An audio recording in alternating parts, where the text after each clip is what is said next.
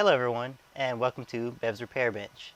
Today we'll be upgrading the Tenlog Hands 2 printer to TMC2208 drivers. Now originally the printer comes with A4988s.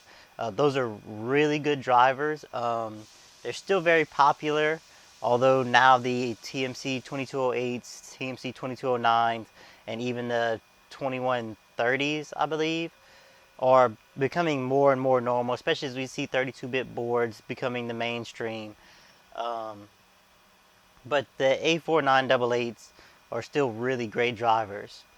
The main issue people have with them is that they're noisy, and they really are. You can get a printer to be quiet with A4988s, but it's really difficult.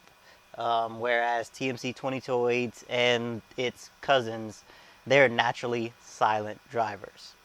So that's my main goal today, is to try to make this printer quieter. And so kind of in pursuing that, let's get a little bit of pre-noise test. I'm going to be using the 2020 calibration cube that comes originally with the printer as a benchmark. We use that for before and after. And I have to warn y'all, it's not going to be very scientific. I'm just going to stick my microphone close to the machine, and we'll just do the same thing for each one.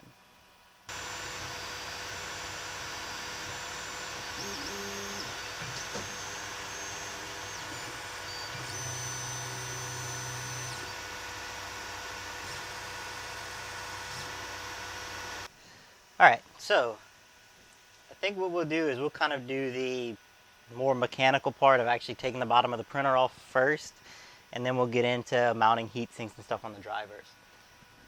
So first of all, I'm just going to go ahead and clip this filament off, because I don't think it's worth going through the trouble of unloading everything. The proper way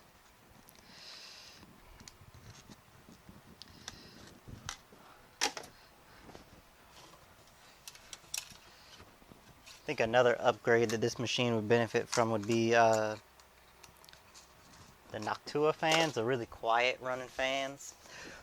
But we're not after absolute silence. Alright, so now that we remove the filament, let's go ahead and turn the machine off. And just for good measure, I'm going to unplug it. And then we'll roll it on its side very carefully. Okay, I've got the printer in a pretty comfortable position. It seems really stable right there. All the screws that I need access to are accessible, and nothing looks like it's going to just fly away on me. You can use the hex key that came with the toolkit, or in my case, I'm actually going to use this. This is a metric ball driver. Hashtag not sponsored, from Bondus. I really love working on my machines with these. Just makes it absolutely awesome to deal with. Hex keys have their place, but 90% of the time these will work, and they'll work faster.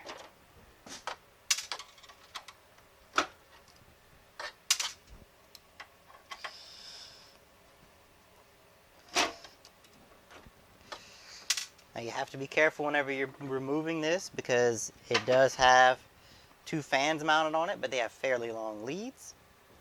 When you open up this machine, you'll see that there are actually two control boards. This one is more of what I would call a breakout board. It is your extruder driver, more or less. It's what carries the heaters and obviously the drivers, all that stuff.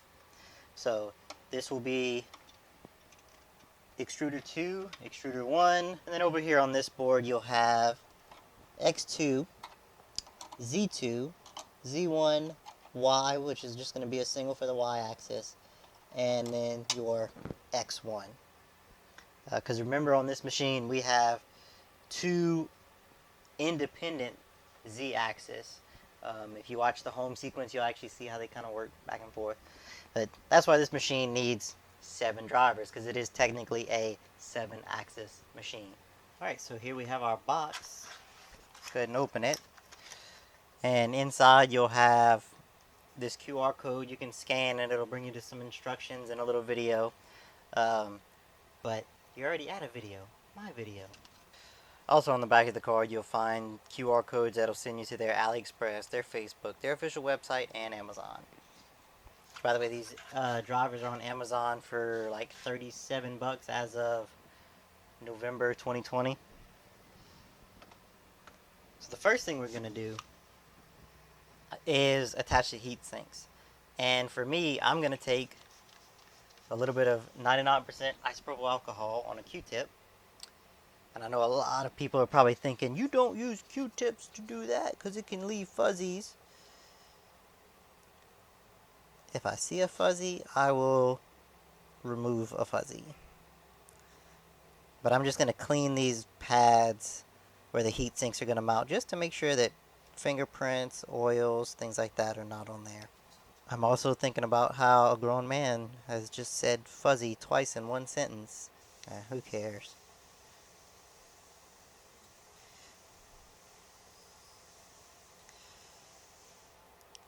Probably can't tell, but there is actually some grayness on the Q-tip now. Before you actually go and peel the back sticker off of the heatsink, a good thing to do is to take and just press it against a good flat surface, just to make sure that it's really adhered nicely to the opposite side. I really suck. Alright, so I'm going to run mine with the fins kind of along the length of the driver. If that makes any sense. I don't think it really matters, because as I'm looking at these current drivers, they're just flipped any which old way. But we do want to make sure that we avoid grounding out on any of the pins, and even on that potentiometer. So just kind of be careful whenever you're making your alignment. And I like to do this in this styrofoam, in this foam, because I can kind of push on it a little bit harder and not worry as much about bending the pins. So I'm not like shoving all of my weight on it, but I am pushing down fairly firmly to make sure that I get good adhesion. And that's one down, so we'll take that out. And I'm going to go ahead and actually drop this into one of the slots right now. So it's pretty easy to change these drivers out. You just get a little grab here, and we'll actually set them back in the foam. Yeah, let's just use that one for now.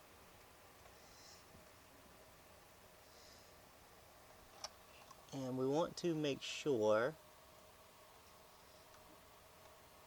that there's a pin right here that says EN for enable. And we want to make sure that the EN on the driver side, on the board side, are lined up. And there we go. It's as easy as that. Now, it does not matter which driver you put in which slot. They are all identical. Alright, I feel like you kind of get the gist of how to change out the actual drivers. So, I'm either going to not show this, or I'm just going to fast forward through it all.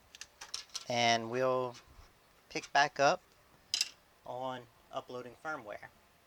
I'm going to keep the old ones by putting them in the same box.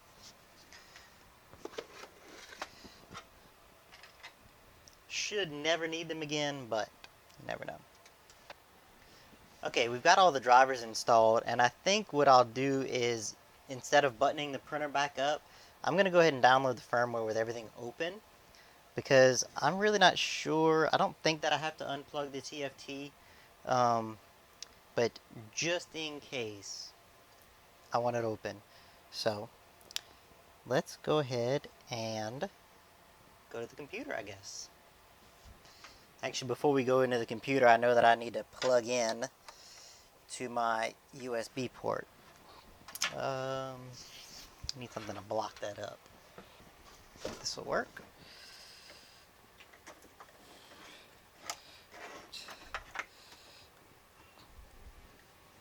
Still feels stable.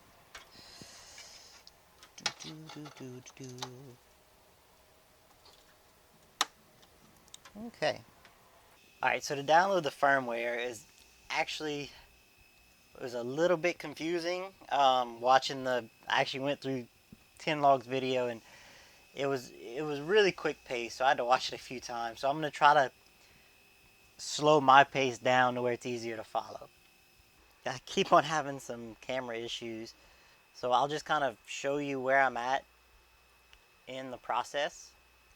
And it really sucks that this is the time I'm having the issues, but I'm going to put this link in the description. This is their downloads page for Tenlog, and we're going to scroll down. What you're going to do is you're going to download you're going to click on the firmware burner, and that brings you to their Google Drive page. You want to select those, right click, and download. Now I've already loaded it, and extracted the files because it's going to download as a zip drive. So we're going to go into our C file. This is where I put it at, Tenlog firmware burner, and we should, I think I went too far. I believe we just double click setup. I don't know why it's calling it a shortcut. Windows dialog, what is that saying? Smart screen prevented an unrecognized app from starting. Running this app might put your PC at risk. More info. Run anyways. Okay, so we're going through a setup process now, it looks like. Next, install. And this should basically be installing drivers and things like that. Yes. And finish. Okay, so now we should have the firmware burner installed. We should be able to find that right up here at the top if you're running Windows 10. Hopefully you're running Windows 10. So now what we'll do is go to firmware. This is another Google Drive page. You can close out these two tabs. How many tabs do you normally keep open? I like to keep it to a minimum, or at least organized. And then we'll go to motherboard firmware, and we're going to use Hands 2 TMC2208P. Actually, let's take a quick step back to this page, and we're going to go to this naming rules Excel sheet or spreadsheet. It's actually a Google sheet technically, I guess. Here we can see that there's a fancy little graph, and this is how we figure out what we need. First of all, your printer model, your driver type. So we have a Hands 2, we're putting TMC2208s, and then right here you see that this says a Y sensor. That we actually need to go to the printer and look and see, because the M type is going to be the mechanical and the P type is going to be an optical sensor. I'm pretty sure that mine uses a mechanical, but that's an easy thing to double check. It is definitely a mechanical sensor. So that means that I need the -M. So the Hands 2 TMC2208-MV 1.0.1 hex file. That's just how you know which one you need to get. Alright, so we'll go ahead and download that. And I think what I'll do is I'll actually grab that and drop that into this C drive also. So downloads here, cut,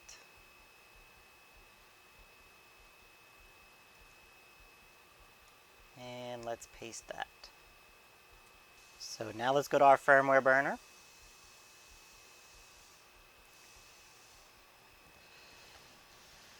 and kind of see what happens.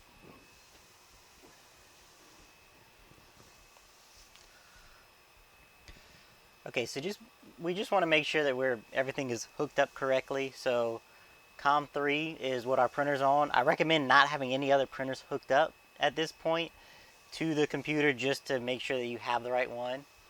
Baud rate 11.5-200 is the standard for this. And we're going to go to burn hex, and we need to select file. Come on, this is going to take a second. And remember when we hid this in our C file? Okay, so once we've found our file that we're actually going to burn that we want to upgrade to, our main board on this machine is a Mega. It's actually an Atmega 2560, but they just say Mega, and then burn. Burn fail. Why?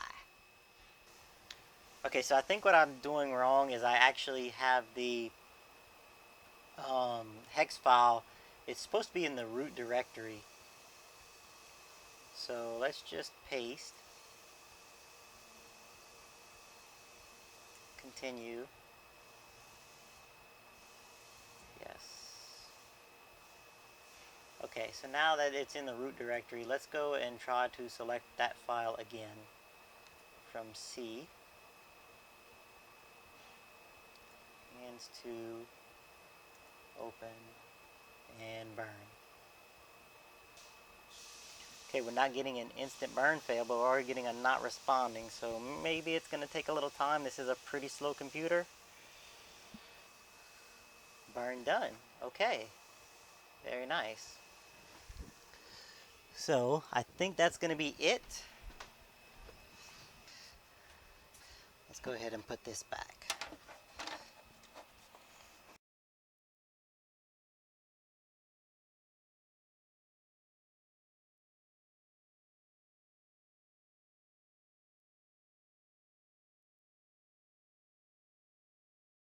So now that we have the bottom put back on the printer, we'll flip it back over, plug it back in again. Sorry if y'all are getting a view that y'all don't appreciate. Turn the machine on. And now there's a very important note on the Tenlog website that we need to go and check each axis just to make sure that none of them are reversed. Let's try homing.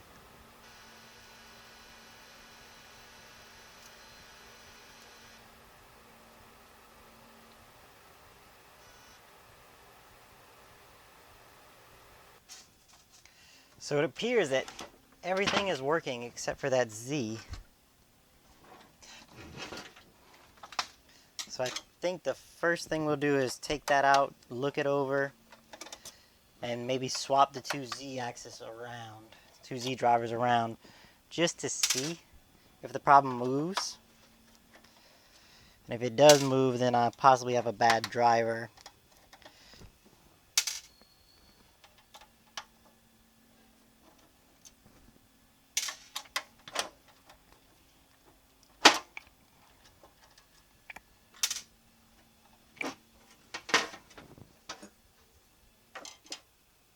It kicked out. Does something catch it and pull on it? Does something, what could be making that move like that?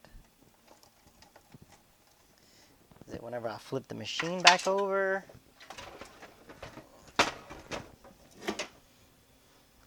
Well, it seems to be okay.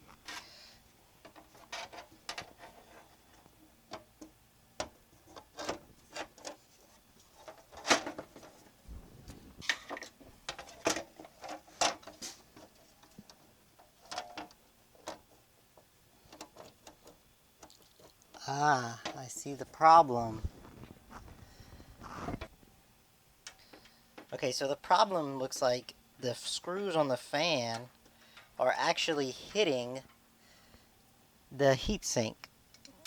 So whenever you tighten that up, it will Oh, look, there's some standoffs there, but it sits flush, so that should actually, yeah, okay. So we may actually need to figure something out with this fan to make this screw sit a little bit lower. I wonder if I got some little M3 countersunk screws. Probably not. Alright, I found some M3 countersink screws, but they need to be much shorter. I'll be back.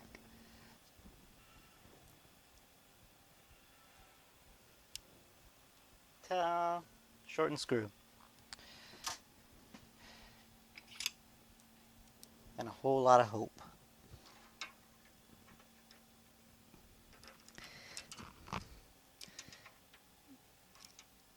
Now, it may also be that that screw is actually bottoming out. We'll find out shortly. We can always make this one a little bit shorter if we need to. That looks so much better.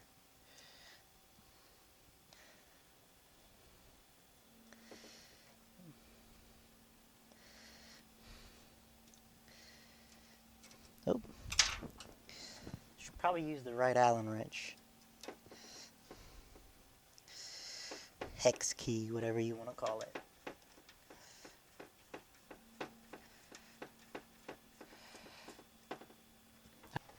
Alright, let's try homing.